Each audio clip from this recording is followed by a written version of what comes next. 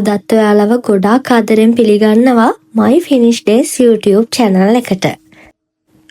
අද 2025 අවුරුද්දේ නොවැම්බර් 14 වෙනිදා. ඉතින් අද දවසේ පුංචි විශේෂත්වයක් තියෙනවා. අද තමයි ෆින්ලන්ඩ් වල මං ජීවත් වෙන හමිලින සිටි එකට මුලින්ම ස්නෝ කළේ. දැන් වෙලාව හවස 4ට විතර ඇති. ඉතින් වටපිටාවම හරිම කළුවරයි.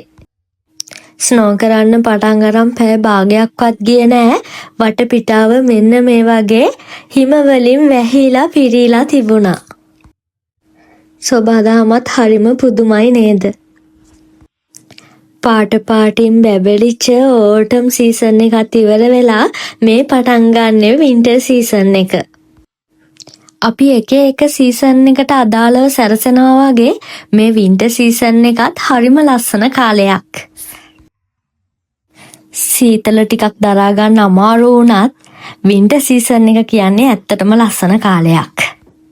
කොච්චර සීතල වුණත් පුංචි ළමයි විතරක් නෙමේ ලොකු පොඩි කවුරුත් කැමති හිම වැටෙන වෙලාවට.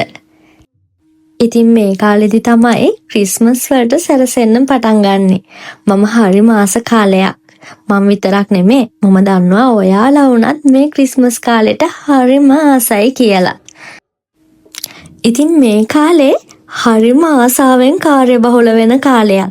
මං එහෙම කිව්වේ ගෙදර සැරසිලි කරන දේවල්, එතකොට ක්‍රිස්මස් ගහ හදන එක, shopping යන එක, මේ දවස්වල ඒ දේවල් කරන්නේ පුදුම ආසාවෙන් අපි හැමෝම.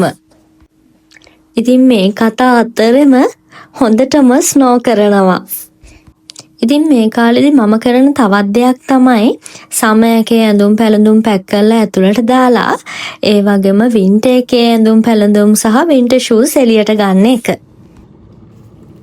ඉතින් මේ පහුවෙන්දා උදේ නැගිටලා තේ එකක් හදාගන්න වතුර එකක් රත් වෙන්න තියලා එතකම් මම පෙන්නන්නම් ඔයාලට වටපිටාවේ තත්ත්වය කොහොමද කියලා.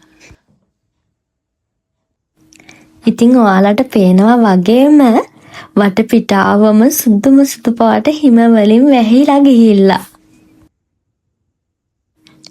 මං ආසම මේ හිම වැටිලා තියෙද්දි ඉර එළියත් ඒකටම එකතු වෙද්දි. ඉතින් හරිම ලස්සනයි හිම වලින් පිරීලා තියෙද්දි ඉර පායනකොට.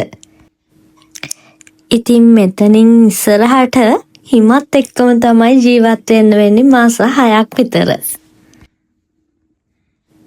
ඉතින් ෆින්ලන්ඩ් වල ගොඩාක් ගෙවල් වල ජනෙල් දොරවල් දෙක තියෙනවා සීතලෙන් ආරක්ෂා වෙන්න. ඉන්නකො මං ඔයාලට ජනේලේ ඇරලම පෙන්නන්න.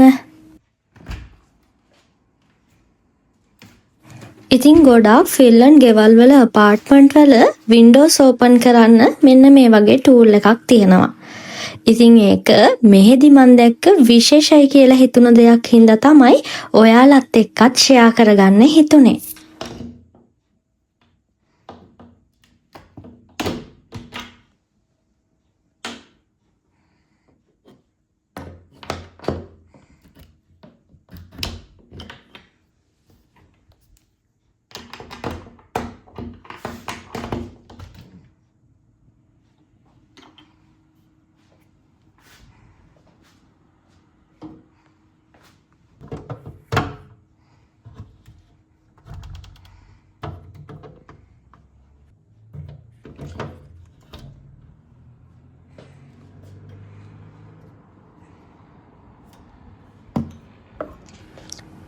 ඉතින් මටත් පුංචි ආසාවක් ආවා මේ අවුරුද්දේ පළවෙනියටම වැටුණු හිම ටිකක් අල්ලලා බලන්න. මේ හිම වැටුණ වෙලාවට හරිම ලස්සනයි, හරිම ෂෝක්.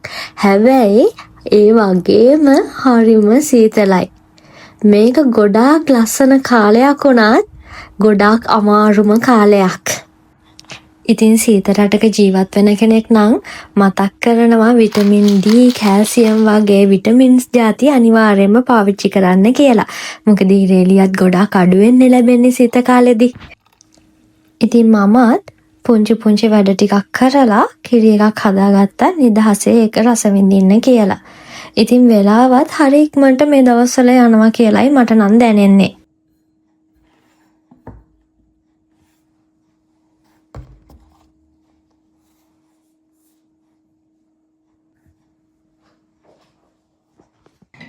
පේනවනේ දැන්ටම 11 මාරටත් ලං වෙලා. ඉතින් මේ අතරම ස්ටෝරේජ් එකට ගිහිල්ලා ක්‍රිස්මස් ට්‍රී එකත් අරගෙන ආවා. ඒකත් හදන්න පටන් ගන්න කියලා. ඉතින් ක්‍රිස්මස් ට්‍රී එක සරසන විදිහ මම වෙනම වීඩියෝ එකකින් ඔයාලට අරගෙන එන්නම්කෝ. ඉතින් අද අපි දෙන්නටම දවල් කෑම හැදෙන්නේ මගේ හස්බන්ඩ්ගේ අති. ඉතින් එයා කිව්වා අද දවල් කෑම එයා පිළිවෙල කරන්නම් කියලා.